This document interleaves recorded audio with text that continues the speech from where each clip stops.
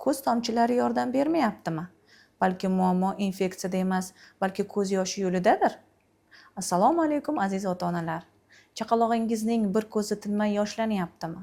Ko'z burchagida sariq yoki oq ajilma paydo bo'ldimi? Ko'pchilik bunday holatda oddiy konjunktivit deb o'ylaydi. Aslida esa buning sababi tug'ma dakrotsistit bo'lishi mumkin. Dakrotsistit bu ko'z yosh yo'lining tug'ma berk bo'lishi natijasida yuzaga keladigan kasallik.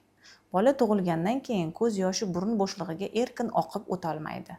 Natijada ko'z yoshlanadi, ajralmalar yig'iladi va infeksiya rivojlanishi mumkin. Ushbu kasallikning asosiy belgilari bir ko'zning doimiy yoshlanishi, ko'z burchagida yiring yoki shilliq ajralma, uyqudan keyin kipriklarning yopishib qolishi, ba'zan ko'z yosh qopchasi sohasida shish paydo bo'lishidir. Ko'pchilik ota-onalar dorixonadan tomchi olib davolashga harakat qilishadi.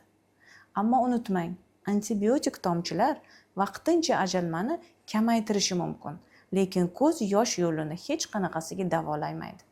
Shuning uchun muammo yana qaytalanadi. Vaqtida bolalar oftalmologiga murojaat qilinsa, ko'p hollarda maxsus ko'z yosh qopchasi massaji yordam beradi. Agar massaj yetarli natija bermasa, shifokor ko'rsatmasiga binoan ko'z yosh yo'lini zondlash muolajasi bajariladi. Bu muolaja qisqa davom etadi va ko'pchilik bolalarda yaxshi natija beradi. Hurmatli ota-onalar, agar chaqalog'ingizning ko'zi bir necha haftadan beri yoshlanayotgan bo'lsa yoki yiringli ajralma kuzatilsa, buni e'tiborsiz qoldirmang.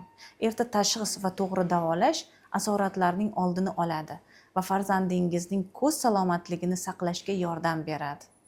Farzandingizning ko'zlari sog'lom bo'lsin. Sog'lig'iga befarq bo'lmang va vaqtida mutaxassisga murojaat qiling.